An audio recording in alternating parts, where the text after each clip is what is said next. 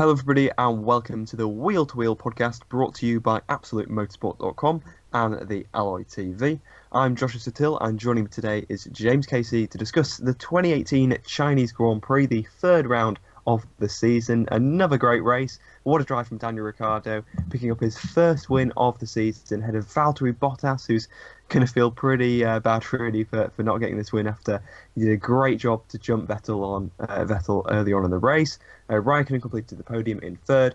And it was Hamilton, Verstappen, Hulkenberg, Fernando Alonso, Sebastian Vettel, Carlos Sainz Jr. and Kevin Magnussen took the final point for Haas. As I mentioned, really great race, and James, what a drive from Daniel Ricciardo, and what a great execution of a strategy from Red Bull. Yeah, Red Bull got absolutely everything bang on. From the engine change on Saturday that kept them in contention to the double pit stops, and then ultimately that big strategy call at the safety car. They got it bang on, and that allowed Ricciardo, who was probably the sixth fastest driver over the weekend, to somehow take victory. And obviously his moves were absolutely fantastic, showing that he's, I think, by far the best overtaker in Formula One. Yeah, I think hard to disagree with that after what we saw on Sunday for sure. Someone who is arguably the fastest driver, or has the potential to be, is of course Max Verstappen. But I think, as we're about to discuss, possibly not the cleanest way, or not the most reliable way of going over his overtakes. Not only in this race, but kind of the whole season. It's been a bit of a messy start to the season for Verstappen. And would you say that he kind of lost this race win? Yeah, 100%. It should have been a Red Bull 1-2, and obviously Verstappen was that car that was in front at the safety car.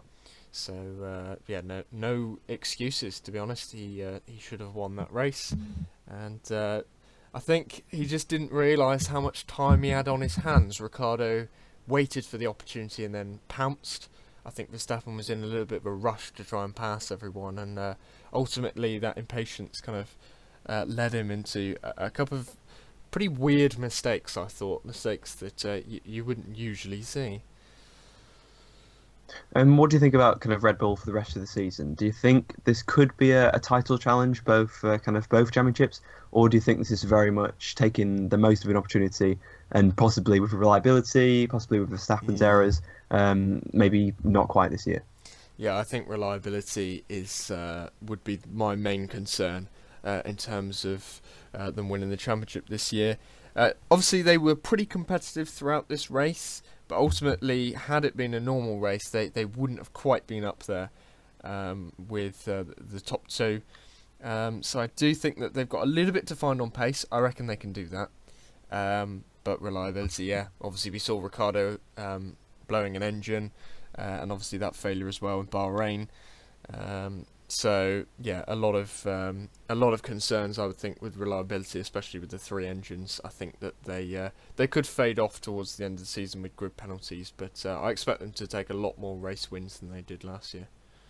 And of course, qualifying pace as well, isn't it? Yeah. Kind of that Q3, that's really where they kind of lose out to Mercedes and Ferrari. And obviously, they were able to come back from kind of poor track position here because of the strategy. But obviously, at other tracks where it's harder to overtake, it doesn't matter if they have the fastest car on Sunday if they're, fifth and sixth on the grid on Saturday. So, yeah, work to do for Red Bull, but definitely a really encouraging weekend for them. Like I said, though, maybe a little bit disappointed to not get a 1-2 from this, but certainly the race win after how it was looking on Saturday with Ricciardo, a really, really good job from the whole team.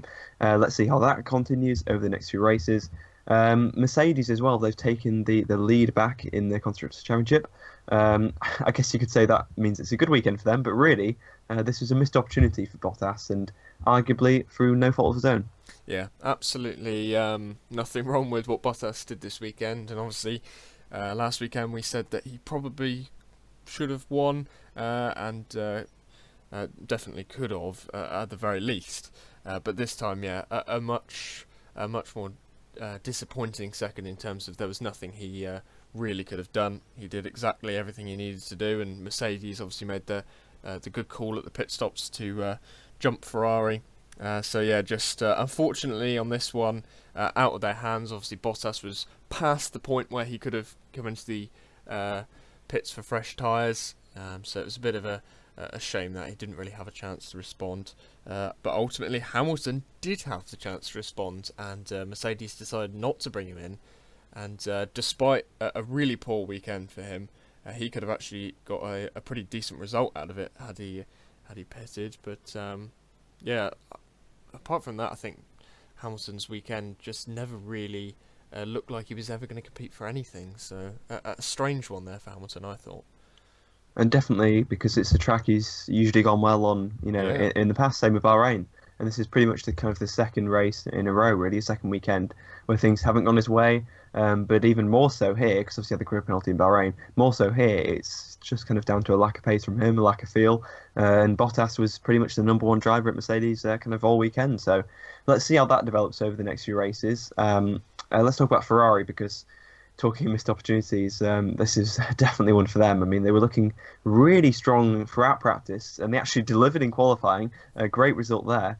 But then it just kind of fell apart in the race before and after the safety car. Yeah, Ferrari, I thought were just going to run away with this race from qualifying. They never looked in doubt that they were going to take pole position by a comfortable margin. And then, in the race, it just kind of all went wrong, really. Raikkonen lost out to Bottas at the start for P2. And then, obviously, Vettel got jumped by Bottas at the pits. And then Raikkonen had a questionable strategy, shall we say. And then Vettel, obviously, was on the wrong tyres after the safety car, and then he got taken out. So, yeah, some mistakes by Ferrari, some mistakes just out of their hand, like with the Verstappen thing. But yeah, a massive missed opportunity for Ferrari. They'll be really disappointed with only getting third and eighth out of this one. And what did you make of the Verstappen-Vettel collision? Do you think that was the right penalty to give a 10-second one to Verstappen?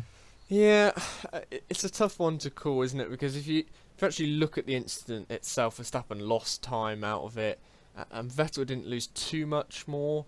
So I think probably the 10 seconds was fair enough, but obviously it makes it seem worse when Verstappen is able to pull away afterwards. But I don't think you can't really factor in kind of tyres and stuff when you're dishing out penalties. I think it was probably the more lenient option, but I think it was probably about right. Yeah, I mean, you give him a drive-through and he's probably still going to finish ahead of Vettel, so I guess, not too much can be done there. Possibly Ferrari probably would have wanted to have pitted after that incident, I think, looking back. They probably had a bit of damage as well from the collision. So, yeah, maybe they should have pit on, but onto some fresh tyres. But, really probably have only kind of got a couple more points. So, yeah, not great for Ferrari after what was a fantastic Saturday for them. And once again in the race, we get a really strong McLaren car, but we got a strong Renault in both qualifying and the race. In particular, Nico Hülkenberg. Clearly, I think the best of the rest this weekend. Yeah, Nico Hülkenberg has had a fantastic start to this season, and I think that's down to the Renault car being consistent. It's good in qualifying, it's good in the race, and so far it's been competitive at each of the three tracks, which is something that we haven't seen from the other midfield teams. McLaren obviously have big problems in qualifying, and a lot of the other teams have only been competitive at one or two tracks so far. So Hülkenberg definitely doing a very good job, and that Renault car looking pretty strong as well. He just missed out on fifth as well. He was just a tiny bit behind Verstappen, but apart from that, pretty much the maximum out of that race for Hülkenberg. And I think this season he could finally get his podium if Renault keep on showing this kind of strength. Yeah, I think so too. We'll have to see, like I say, if just probably the cars fall the right way. They seem to keep falling the right way for Fernando Alonso, though. Pretty much all these safety cars and kind of incidents in the first three races have really kind of played into his hands. He got another seventh place here in China, so another good race for McLaren after another kind of poor qualifying. Yeah, McLaren have been, I think, quite lucky in terms of how they've made themselves look. I think if you were just to base it off qualifying, which is the more pure aspect really in terms of car pace, McLaren have been quite embarrassed so far this season. But they do have a stronger race car, and they've got luck on their side at the moment. And obviously Alonso is a driver who is going to make the absolute most out of a scenario. So yeah, it'd be interesting to see if McLaren make a step forward in terms of actual raw pace. But yeah, so far they're doing a pretty good job points wise. Would be nice to see them stepping up just to get closer to those top three teams. Yeah, apparently a kind of new car in Spain, or at Yeah, least plenty of upgrades there. So, we'll see how much difference that makes. It could be a kind of Force India thing where they make a massive leap. Was it in 2015 or 2016? I can't remember. Or it could be one of those things where it kind of makes a bit of a difference, but really it's just kind of on media talk and maybe doesn't quite correlate to the track. So let's keep an eye on that one. I mean, from the sounds of it, it should put them firmly to the front of the midfield and not too far off the top three. But in reality, let's see how that one goes. Just a quick word on their teammates as well, Van Dorn and Sainz Jr. Neither of them have really had the best start to the season. 6 points so far for Van Dorn, but only 3 for Sainz Jr. What do you think is going on there? yeah, I'm really surprised by Sainz. I thought, to be honest, he would outperform Hulkenberg. And yeah, he's not looking good at the moment. It's really strange. He's obviously been someone who's been really solid throughout his entire career since he joined in 2015, and I'm really surprised by this. He's been completely outshone. So we'll just have to wait and see if things improve for him. And in terms of Van Dorn, I don't think he's quite had the luck of Alonso, which is why maybe he's so far behind. But still, he'll be disappointed with his efforts so far. I think Van Dorn. Obviously, I said at the beginning of the season he was my kind of dark horse to do quite well, but yeah, it's not looking too great at the moment. No, but a good race in Bahrain though. I thought especially Yeah, it came from the back to eighth. I think something. It was only one place behind Alonso. So yeah, I think you could still be good for that one. We'll have to wait and see as the season progresses. Still a long way to go. So certainly, I think he's a lot closer to Alonso at the moment than Sainz to Hulkenberg. But yeah, it seems very close there between those two. They are always kind of close in practice, close maybe kind of race sims, but then it kind of gets to it and. Luck just hasn't really been on his side yet, Sainz. So yeah, we'll keep an eye on that one. Let's talk about someone who, kind of another duo who didn't have a great weekend, or a pretty dismal weekend, and that was Gasly and Hartley, the two Toro Rossos. After the highs of Bahrain, it was firmly back down to earth for them. yeah. And they are the prime example of a team who was absolutely fantastic at Bahrain. Fourth, obviously, for Gasly, and Hartley showed good pace despite not getting the ultimate result. But yeah, they were nowhere. It's really, really surprising. They've gone massively backwards. Not like they weren't at their optimal and they were just not quite at the level that they were before. They were just nowhere. It was really, really strange to see, and that looks like it could be the tale of the season so far. And going forward, these midfield teams, one week they're right up there, and then they're nowhere the next week. So it's a strange one for Toro Rosso, and then obviously not helped by the incident, which was a very strange one, a miscommunication, which was a real weird one, and obviously I think Gasly has to be put at blame for that one. So a real disappointing weekend for him. Yeah, very messy for them. And Haas as well, another kind of weird one that is kind of yo-yoing a bit. 10 for Magnussen, but Grosjean 17th, and his pointless streak continues. Yeah, we saw in Australia, kind of fourth, fifth might have been on, and since then, yeah, it's not been a good time for them at all. Obviously, Grosjean just not getting the most out of the car, I don't think, in terms of how he's comparing up to Magnussen. He says that the car doesn't really suit him as much as it does for Magnussen. But Typical racing driver excuse. yeah, That. it must really not suit him if it's that kind of gap. Especially, Magnussen doing a good job though, would you say? One of the kind yeah, of surprise stars of the season so far. yeah. Magnussen's always been someone who's promised a lot but under-delivered ultimately, and I think he's finally got to that point now where he's delivering on the potential that we know he has. So obviously, his McLaren days, first few races went quite well, so it's good to see him really into his stride now. But we'll see what Haas can do for the rest of the season. They seem to be on a bit of a downward spiral so far. Yeah, I mean, we're expecting them to kind of tail off a bit towards the end of the season, but maybe not after 3 races. But let's wait and see on that one. Not quite the kind of highs of Australia and Bahrain for them, but they could be right back up there. They had a very kind of inconsistent 2017, so looks like more of the same this year. And kind of like you said, it looks like to me anyway, that Renault they're kind of only consistent midfielders at the moment who are kind of consistently up there. So they're probably quite a good tip for fourth along with McLaren.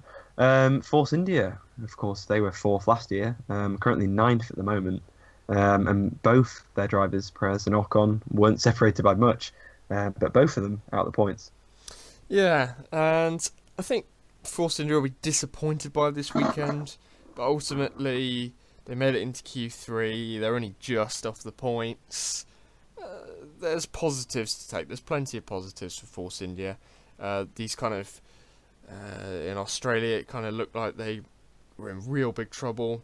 It looks like they're not quite where they want to be, but they're knocking on the door of the top of the midfield. So they've still got a way to go, but I think that if things continue, Force India could be a team that start picking up a lot more points pretty soon. A slightly better weekend, maybe, for Williams. Slightly less worse. Yeah, Sorokin said he was quite positive through the steps forward, but we didn't really see it, did we? Because they were right towards the back again.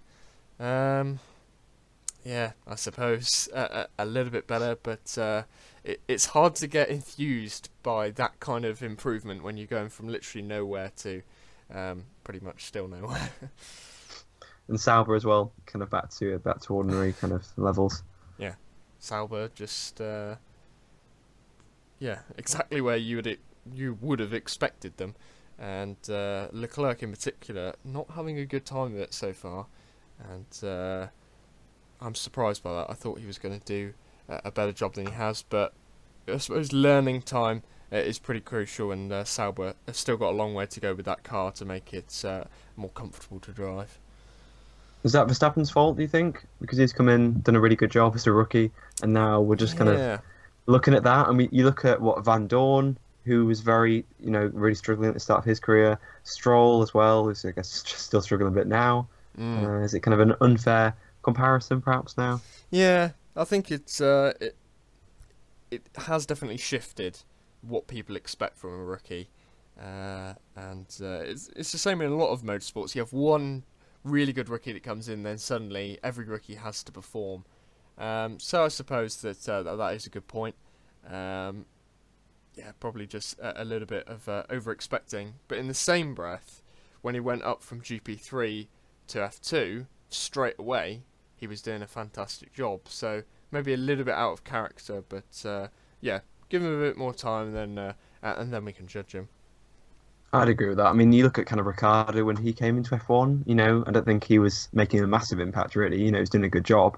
But it wasn't like, wow, this guy's, going to be a future F1 champ. And obviously he's got to where he is today, and he's obviously won this race very, very well. So let's keep an eye on those youngsters. And yeah, I mean, Ricciardo, has he ever won a boring race?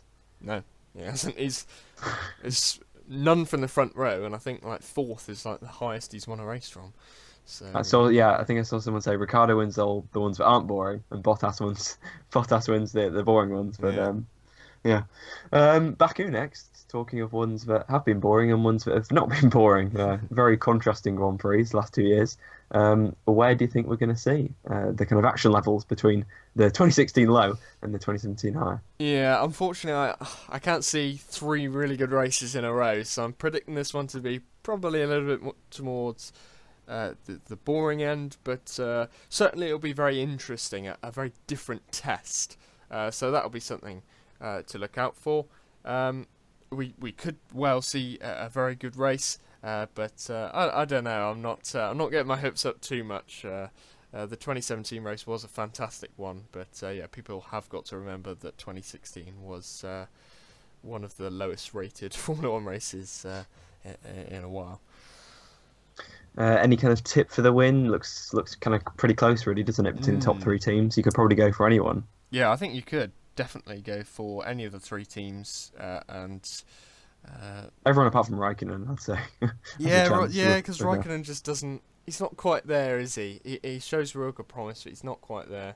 But yeah, I don't think he'd be allowed to be there, would he? I no, mean, I think the only way he's going to win is right if he's leading from pole and then Vettel's down in fourth or something because they can't really yeah, switch him then. yeah, That's probably his only chance, or something like Monaco. yeah. They definitely. I mean, I understand it, to be honest, because Yeah, Raikkonen won't win a drivers' championship, so it does make sense. But it is just a bit of a shame, isn't it? As you say, it will have to be really him just doing a good job for Ferrari and taking points off other drivers for them to not really compromise him in a way with Vettel still in contention. But with Baku as well, it's a very interesting track actually, and I think that the reason why the three teams are all in it is because there's obviously those power sections that will massively disadvantage Red Bull, but in the same respect there's the tight twisty sections obviously in the middle sector and the high speed corners as well, so a real mixture, and I think it will really give a good test to see where the strengths are of all the different cars. yeah. Well, I think I would agree with that, and hopefully, like you say, we'll be on for the third good race in a row. A really interesting start to the 2018 season. This three-way fight is looking pretty much like it's on. Let's hope McLaren and Renault aren't too far behind as well in Baku, and hopefully we'll get a really, really good race. So thank you all for listening. It's been a recap and review of the 2018 Chinese Grand Prix. Thank you so much for listening. Goodbye.